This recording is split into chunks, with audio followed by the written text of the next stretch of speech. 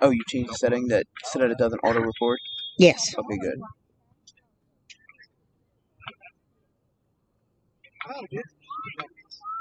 I just don't know what the problem is. So frustrating.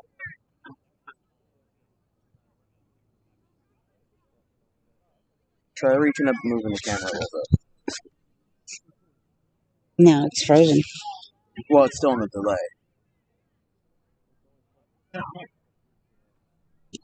There you go. It just moved around a little bit.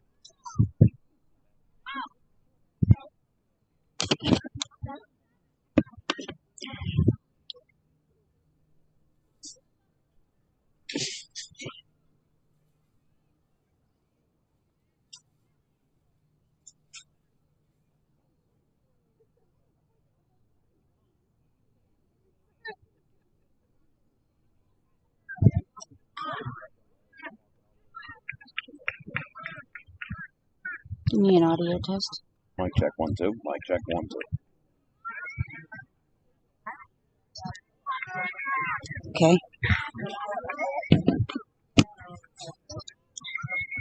Okay. Worst comes to worst, like call the game radio style second half, and then you go home and you start over. I know. It's not like I'm saying anything. I know. It's not like I'm saying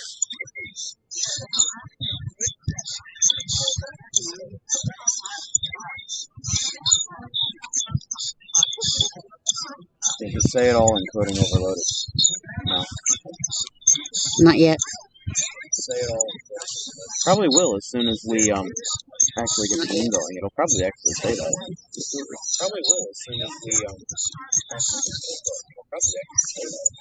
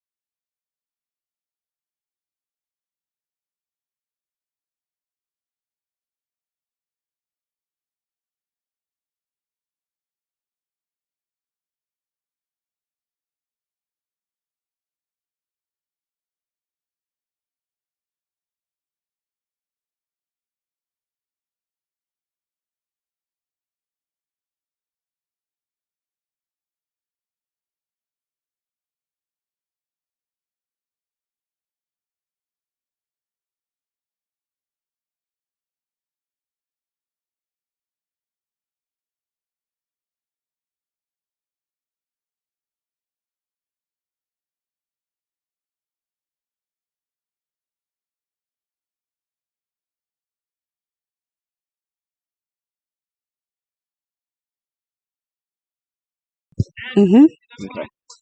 Snowball going back on. Is the other mic back on? Yes. Okay. Yes. All right, we're back. Second half. Hopefully, I don't have to call this radio style. That one will go out of play past Trent Banner. You're watching Gambleton Broadcasting coverage, or because we've had so many tech issues, you might just have to listen.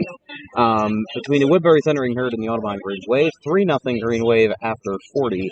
Trent Banner will line this one up to kick it away. Here from the Francis Avenue Fields, not Francis as in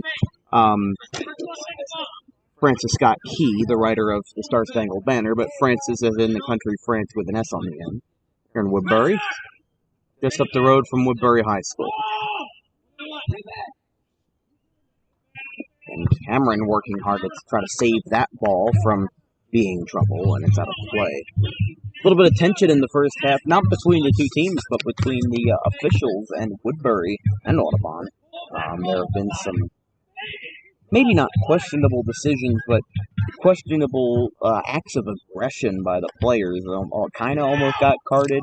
Woodbury player Davion Baker Alston almost got carded. As we said, Baker Alston is probably the most vocal player on Woodbury by far. He seems to be, as he does have the captain's armband on, so yes, he is a captain.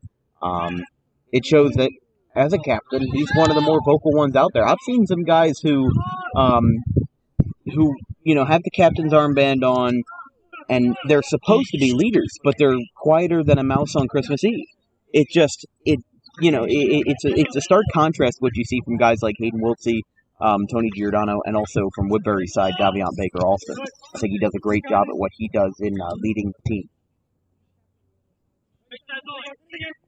It'll be brought by, I believe that's Rivera's got the longer hair. I think he's got the hair tie up. And that one is out. Fabian Gonzalez tried to give Giordano a run for his money, with Giordano in the sweeper position. Great footwork there. It was right on the line and called as such. Good job there. And now brought back out. Rivera took a shot to the chest. Rivera's got it again. This one's going to the left of Banel, over towards the corner flags and out of play.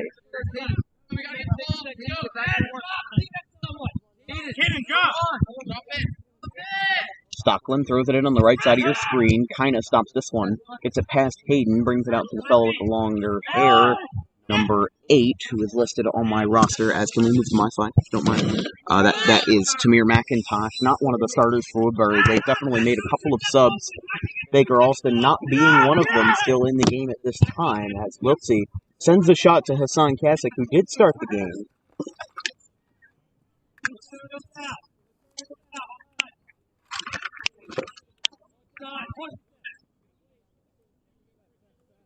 Now Giordano's got it at midfield, playing a bit up for a sweeper, but I guess you got to have all hands on deck at this time.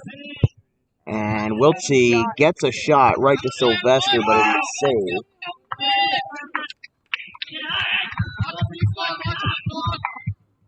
Look at the MiFi charger.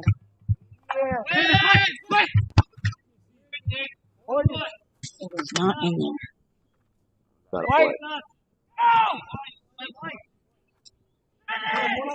Try to get a shot off, and it goes to the left. MiFi charger's not in here.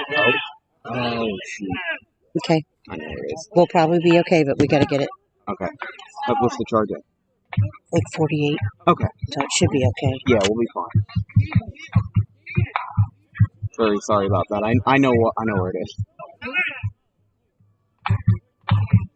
The refs will talk about something as we get a mid-game musical number from Woodbury's color folks, color band. Well, I was in the color guard in high school. You were? Yeah, I was. Yeah, you were. You were the flag boy. I was a flag girl, so every time I hear the marching band, I start to march. That's got to be a hard thing to do, the flag twirling, stuff. You have to worry about the aerodynamics of the flag. Used to practice in my backyard with a broom. Would you put like a piece of cloth on the end of the broom? No, just a broomstick. broom? So you could practice marching and twirling. Interesting. Mm-hmm. I would think that the flags would be longer than a broom.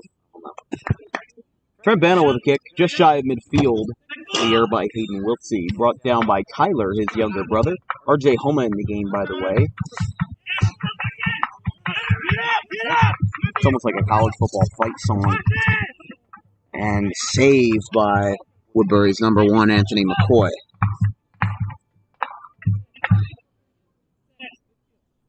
So this will be brought into the corner. Oops, sorry.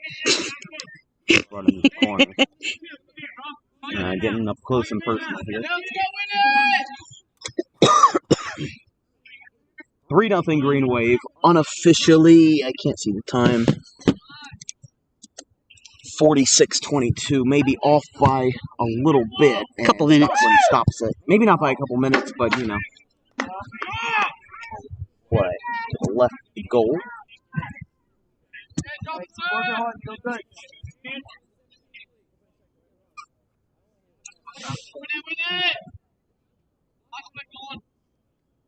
And there's actually a bridge to the left of us that takes you to the parking lot for Woodbury's high school, and it goes over a creek, which is actually a really scenic view. Got to check it out during halftime. There's some qualities of sporting facilities. Like, I like what Audubon has, where not everything is together, as that's another goal. Hayden Wiltsey takes another one home. The Wiltsey brothers have combined for nearly half of all Audubon goals this year, and it's now 4-0. Half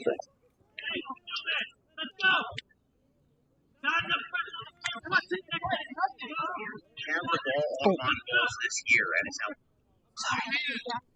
You good? Yeah. There's only...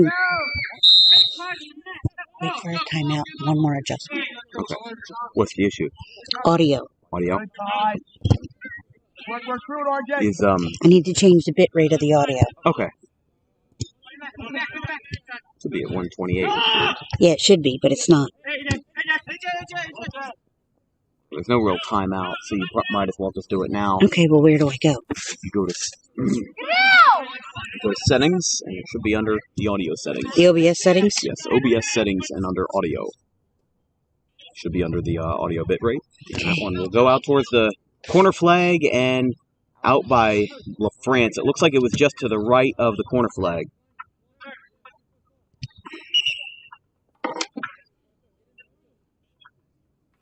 Yeah, I think there's a lot of interesting qualities about the different facilities that I get to visit. You know, I'm not in Woodbury unless I absolutely need to.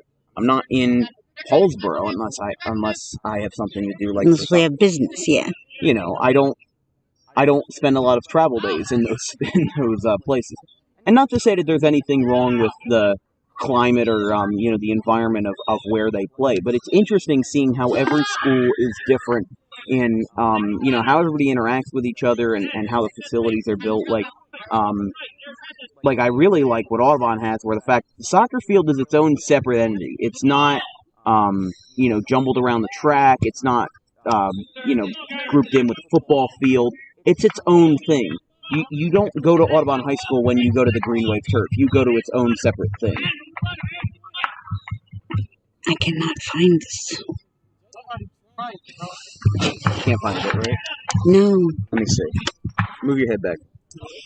See? Audio? Sorry, output. My bad. Okay. That was my bad. There we go. Spinning around is McCoy, really working with a lot of speed and great footwork. McCoy and Baker Alston being very vocal on where they gotta be. Baker Alston now sends this one the other way. Woodbury getting close here as now a slide from underneath. Homa being taken out from underneath them.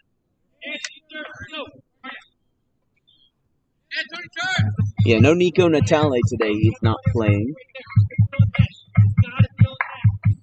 Got to speak with him pregame. Had to come down from the Bronx on a long weekend.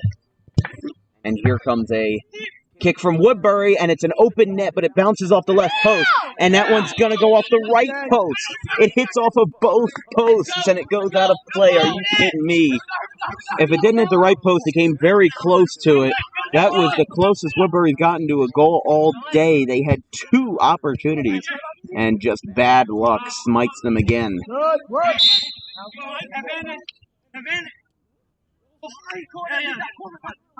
I guess the thundering herd got hit by a lightning bolt. But now Tony will kick this one.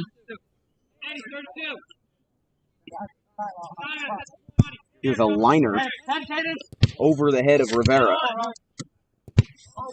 Excuse me, not Rivera, Medina, excuse me.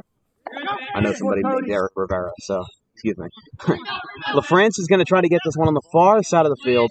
Now goes past Hayden Wiltsey. Stopped by number 8, Tamir McIntosh.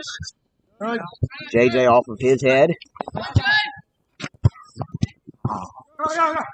JJ got really fooled, and now this one's going back the other way over towards Tony the sweeper.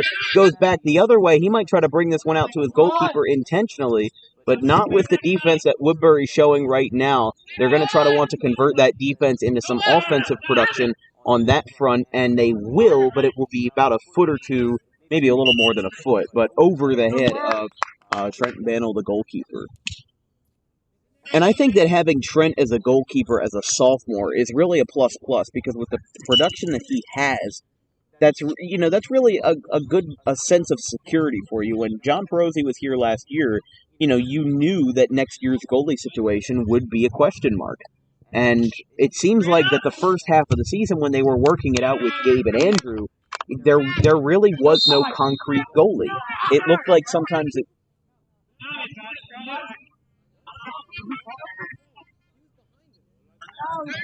Baker Alston was unhappy with... Let's stop this for a second. Not the clock, but... Let's stop the presses, as they say. Yeah, kind of wasn't even in trouble. He was just wondering who had the ball. So Woodbury will kick this one, not sure who, but it is number 3, Charlie Floyd. That one is out towards their ball runner on the far side, thrown in. And same song, second verse, it is not. Bannell stops that one. And wow, Bannell almost took a little too long to get to that ball as Woodbury almost took it straight out of his hand. That was very smart there by Fabian Gonzalez to try to outsmart him and time it out. Missed by Wiltsey. That was bound to happen, though, on a header like that. Tyler trying to get another one on goal, and he got it. Make that 5-0 on the board. For Audubon, about 53 minutes in, they get themselves on a good one. Tyler Wiltsey now with his 14th goal of the year. That matches, or rather is one away from matching what Connor Bellata had last year with 15 goals. And we still have 6 games left to play. When I say Tyler Wiltsey is a natural gifted athlete, I mean it, because he is baseball through and through. You could probably talk to Mark Wiltsey about anything involving baseball, and he'll probably know it. He'll probably know something about it. Because he spent so much time with Tyler, not only developing him, but raising him and the entire family. The Wiltseys are some of the most commendable people, not just as athletes, but as people. I had some ride trouble. Mark said, I'll give you a ride in the minivan and put all stuff in the back, and you don't even have to pay me a dime. That family is just so commendable in how they conduct themselves as people. So, so just nice and kind. Good community. Good community, yeah, I would agree. Are there, hooligans in Audubon? Sure. Are there bad apples? Yes. But, I think everybody kind of... Are we then? I wouldn't say that. No, I don't think so. We can be hooligans sometimes, but yes. Not all the time.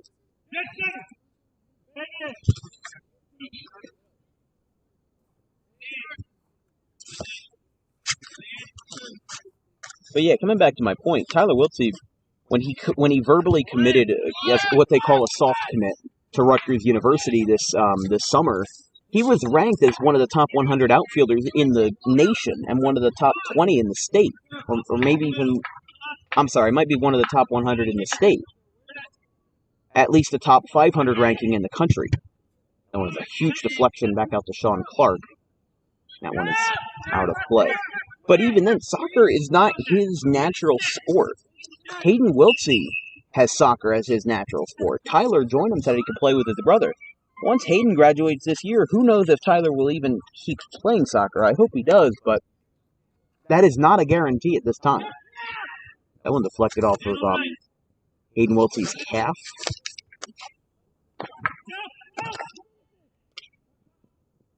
Trying to get something going here. 2-on-1 deep in the corner. They're still trying to work it out.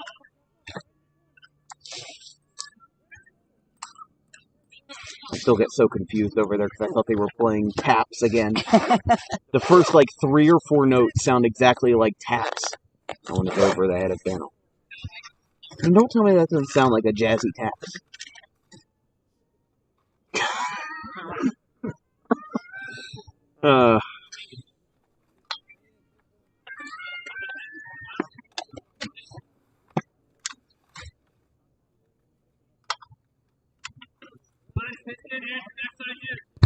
Liner out to Gonzalez and whistle blown. They'll nullify that.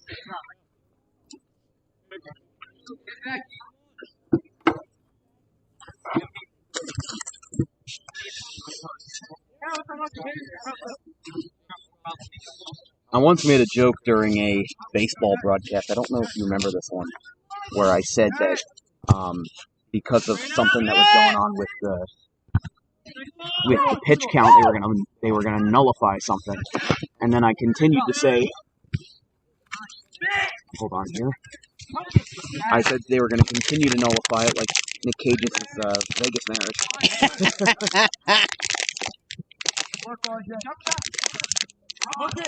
Take this for 20 seconds.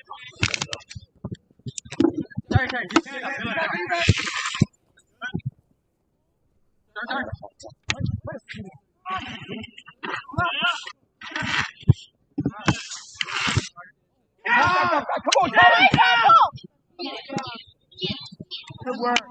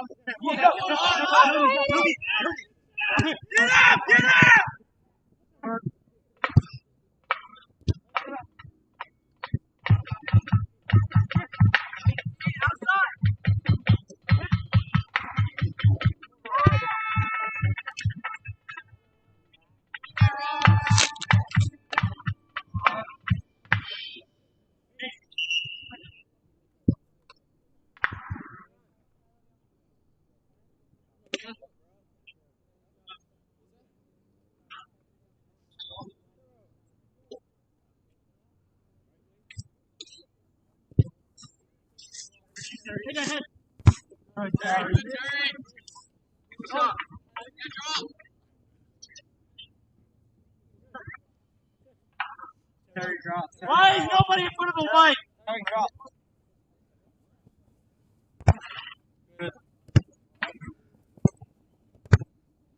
Cool. Papa,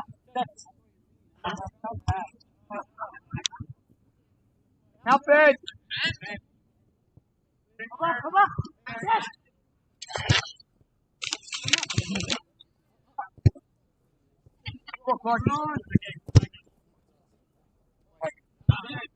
Oh, that went way out.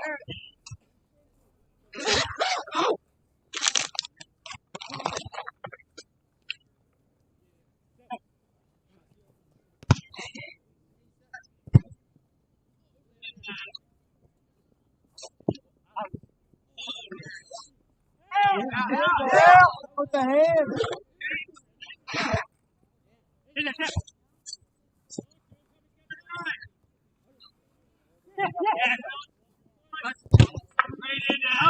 No turn.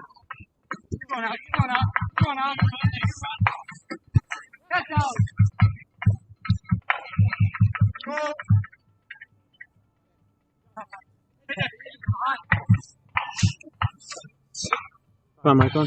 Yeah. Okay.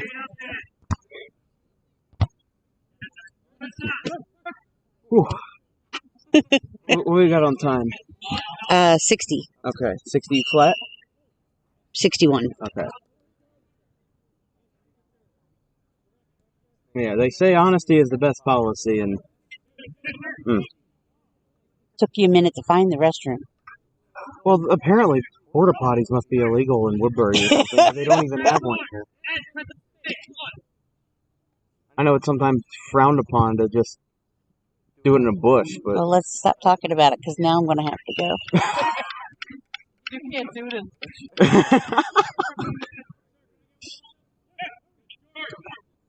At least when we did the baseball broadcasts, at least at home, it was right next to our booth. We had our own little private bathroom. Yeah. So Trent Bennell, we're back in action. We'll kick this one away. I mean, hey, I just had to be honest. When you gotta, you gotta go.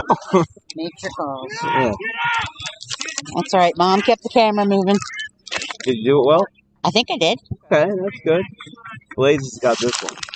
I mean, you can't help but laugh. Yeah. What happens? Anyways, here's Blaze LaFrance with a shot. Oh, Sylvester almost popped it.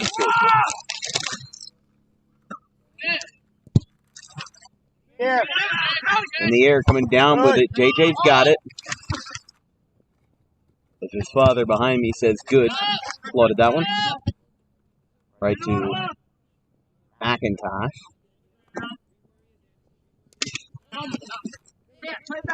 Ryan Wallace in the game. So is Zach Thayer, Casey Cameron, and Sean Clark, who just whiffed on that one. Although Clark made one start, I think, versus Collingswood. This was Hassan's first start of the year, since Nico was not going to be on the agenda tonight.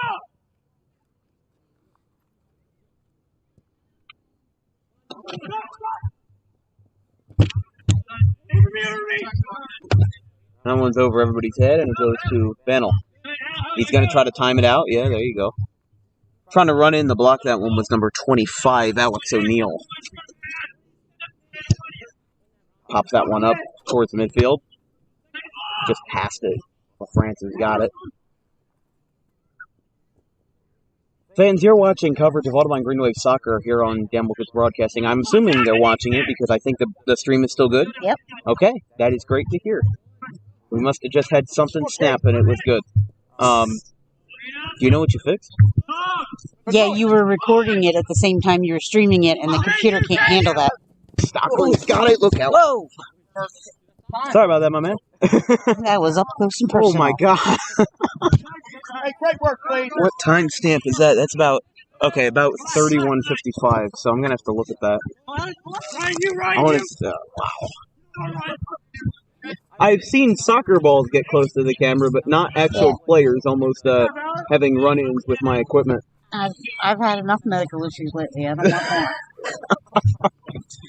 Like I said, can't help but laugh, right? But yeah, fans, you're watching coverage of Audubon Green Wave soccer here on Dan Wilkins Broadcasting. If you have any questions or comments about today's broadcast, drop me a line at the THE Dan DAN Wilkins WILKINS show SHOW. Whoa, look out!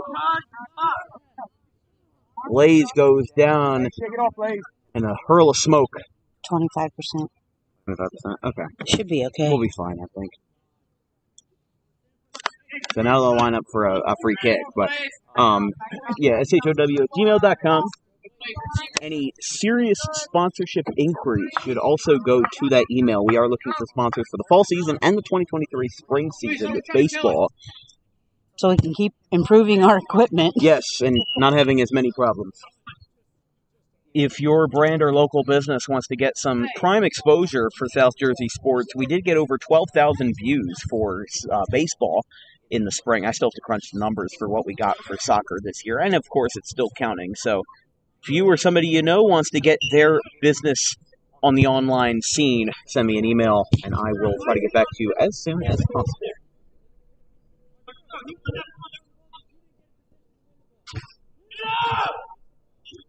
I was out of play towards the one of the dugouts. The fence that you see on the right side of your screen, there's actually a Little League youth field that that is behind this field, or like the sideline is still kind of covered in sand. They go 70 minutes? 80. Although the Paulsboro game that ended 8-0, that did end after 70 after a mutual agreement between the coaches to just, cut their losses. But the first player in from that Paulsboro game that was on JV was Sean Rizzi, and now lining up on the center line waiting to come in is Sean Rizzi, one of the freshmen. Up in the air, batted by Eric Medina. On a handball. John Chaplin knew it. Yeah, he called it before I did.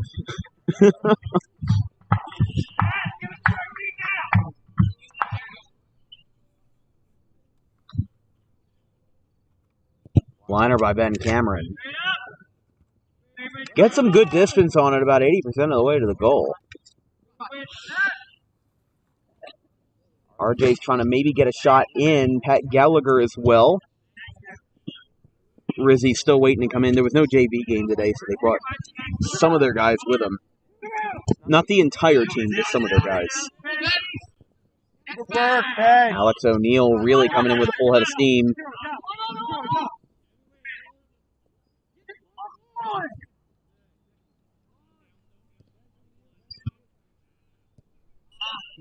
Is out of play.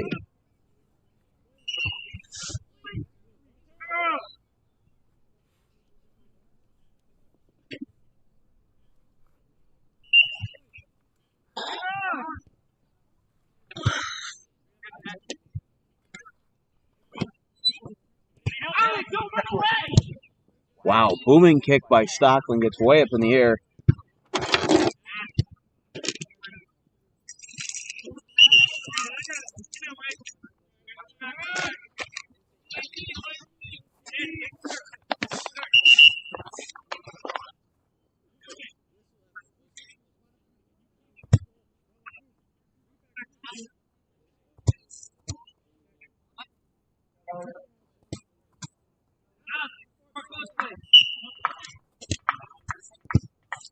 Liner kick there.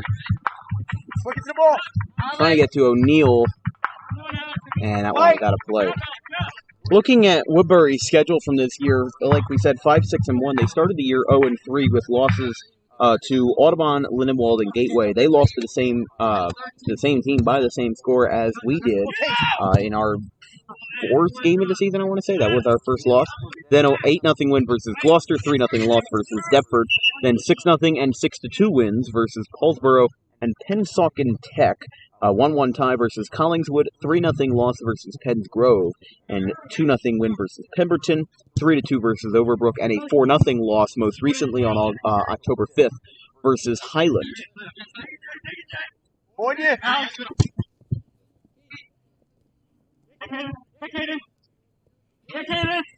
That one is out of play to the right of my booth. Yeah, after this, Woodbury has 4 games left to play versus Lindenwold at home, at Gateway, Gloucester, and Paulsboro. So October the 12th, which is Wednesday, will be Woodbury's final home game of the 2022 season.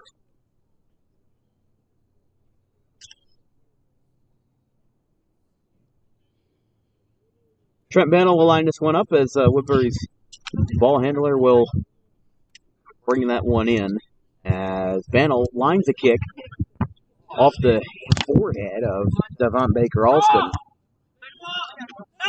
And back-to-back contact, and I think Baker Alston is either hurt or he must have had the wind knocked out of him or something. He's pretty slow getting back on his feet, and he's walking pretty gingerly. It looked like both R.J. Homa and Baker Alston had hit their backs against each other, which when it's like that, it's like you're getting shoved from the back. When you fall, it's gonna knock the wind out of you. So you're gonna need a couple seconds, if not more, to get back up on your feet. You might even need a minute or two on the bench or whatnot. But because Audubon is now in that new division where they had been in years stuck in this purgatory of sorts, where they're where they're in where they were playing Group 2 schools as a Group 1 school. It was kind of like those Group 2 schools were punching down, because you'd have to play Heights twice a year, Haddonfield twice a year, West Deptford, twice a year. And all those teams that were nearly impossible to beat with those kind of rosters. Now, even though it does seem a little, odd that we're playing Woodbury twice a year, Paulsboro twice a year, Lindenwold, Gloucester, and the like, it's fairer, because those smaller schools are, again, playing actual smaller schools. It's different than baseball, where Audubon being a Group 1 school was almost not even fair. I truly believe that if Woodstown had not beaten Audubon in that second round of play in the playoffs, I think they could have gone all the way. But when Woodstown plays the famous or infamous Woody Ball, there's nothing really that you can do about it. It's kind of how it is. I mean, Audubon had stranded that runner on third base as Ryan Zimmer had grounded out to the pitcher to end the season. Audubon soccer is a lot different of a program. It's a lot differently run. It's not like Audubon players are actively going to Audubon to play baseball. They might not, there's like Bishop Eustace and stuff. Like I remember a kid named Joey Callahan, look out. It's not going to go my way. It's not going to get there. Thrown in by McCoy. Out towards Baker Alston, who's really been in it almost all day. And that one is just over the crossbar, out of play. Unofficially, our clock is looking at 72:10. Of course, that may be off by a little bit. But, I don't have the atomic clock on me. We close? Yep. Oh, yeah. I got about 8 minutes. Ah, gotcha. Liner by Bennell. Oh, wow. Whoa! He was almost lifting him up like he was trying to piggyback or something. Obviously, the foul will be called, and that was a low-flying trajectory, but Bannell's able to save it on a couple hops.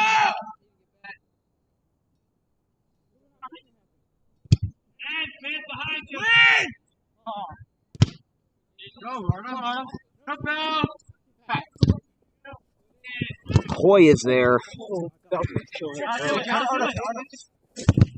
Oh, wow.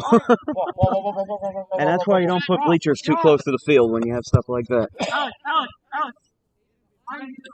Stockton will throw this in. Hugging the line off of Gallagher. 13 and 13. Caden Evans as well. Over towards Janice Bennell over there. Now coming in will be George Heller again. So now George will come in and immediately be tasked with throwing. By the way, if you haven't seen the new posts for Dan Wilkins broadcasting coverage of baseball next year, we're going to be introducing something called DWB Cast, which is a new graphics package that will show off the local sports around the area, including stuff like the local bulletin, which will have local South Jersey baseball scores on it, and also 3D models of all South Jersey ballparks to show how many ballparks a home run or an extra base hit or a long fly ball would have gone out in, using analytical data, especially using inspiration from Baseball Savant to convert that from the major leagues to local South Jersey baseball. Also, for that, we're also going to try to get a second camera to at least be used for home plate, even if it's not a great one. We're going to try to figure out what we can do to incentivize, the best broadcast that we can for baseball, because everybody knows that's my number one sport. That's my forte. And I'm not saying I don't like soccer. I just kind of, in one way or another, have a greater niche for that, which is why it's great when Matt does the games, because he knows a lot more than I do.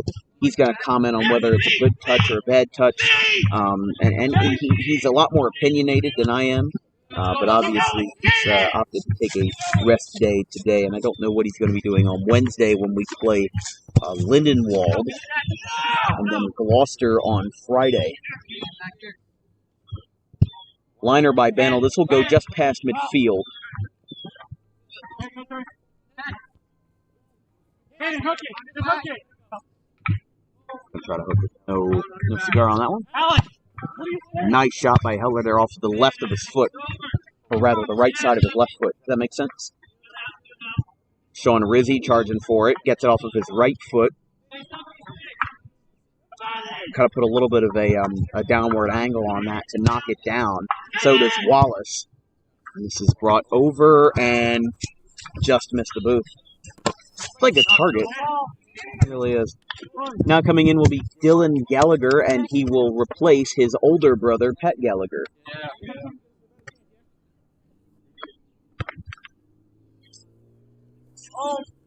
Gonna hold. Start playing the Jeopardy music. There we go. Here comes the throw in from Heller.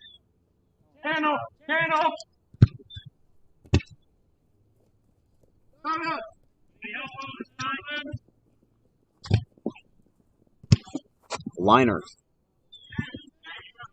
Rizzi's trying to stop it. Almost came out towards the Marcos sideline, and now Gallagher's got it.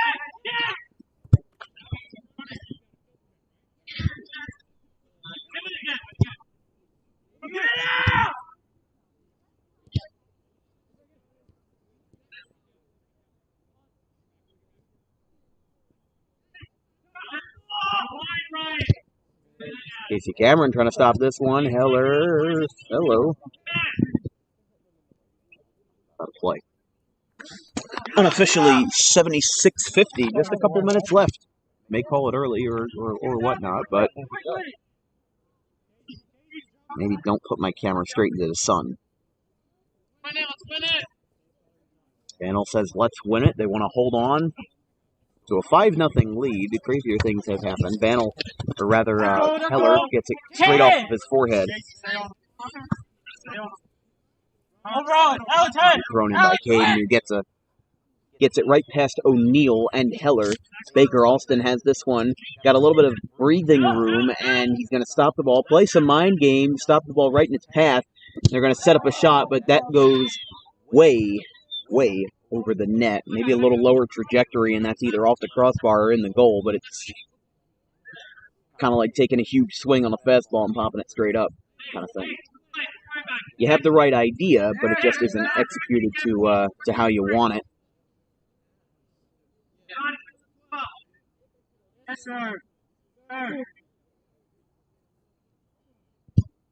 Liner. Homa got it right off of the graze of his scalp.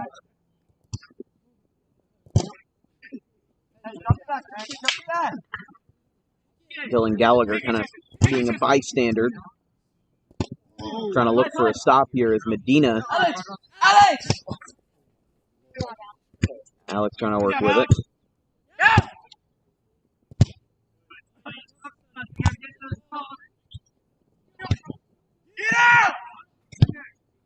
Look out. Once again to the right of our booth over towards the fan section. He's going to take it again. He's going to throw it to Homo, who gets a nice bounce. Really delays some action there, more like some inaction, but Adams is going to get it to Baker Alston, who's going to try to set up a shot that gets some distance on it, but it is stopped by Ben Cameron, now getting really back to where they started. Got a play.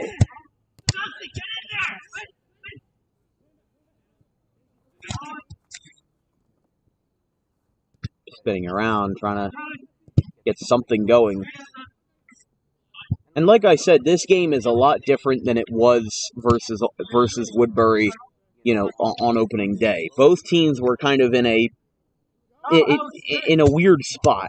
Both teams were starting their seasons. They didn't really know where to go, and that's where the difference came in.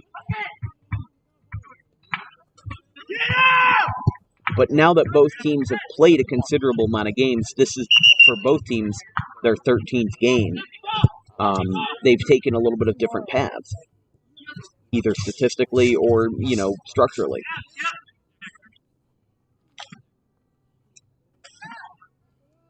Going to be brought in by Baker Alston.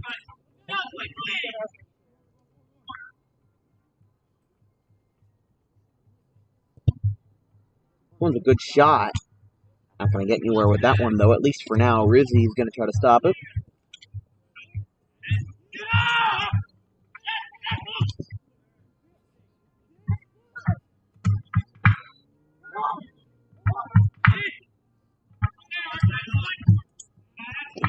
Whoa, look out now.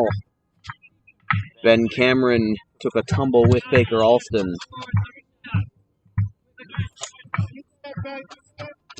They will have to set this one up quickly, as it seems like they're starting to run out of time.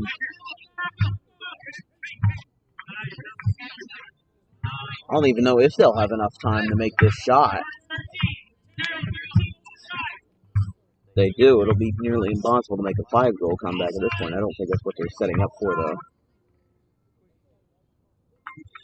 4 men on the front line that will back this one up. We'll put the goal in view. Here we go. Liner, good shot over his head. And that'll be enough time to end the game. A shutout in Woodbury. Audubon getting back on track. They sweep 2-0 versus Woodbury in the season head-to-head. But they win this one much more emphatically than they did last time around. Last time took overtime and almost the entire 10-minute period in overtime for there to be a decider. But this time it was a lot more, maybe not lopsided, but a lot more in Audubon's favor. 5-0 the final. No interview today, as we're going to pack it up and head our way back home here, as they're probably waiting for Audubon's bus right now. But they line up on the center line. The final here from Woodbury, 5-0. We'll see you all on Wednesday for the next coverage of Dan Wilkins Broadcasting Audubon Green Wave Soccer. We're glad we got the broadcast back after 2 miserable games of trying to get stuff fixed, as Matt Wagner is coming back to my right. As we'll see y'all Monday, or Wednesday, excuse me, sorry. For everybody here at Dan Wilkins Broadcasting, Matt Wagner, KP1 Racing Designs, we will be back on Wednesday.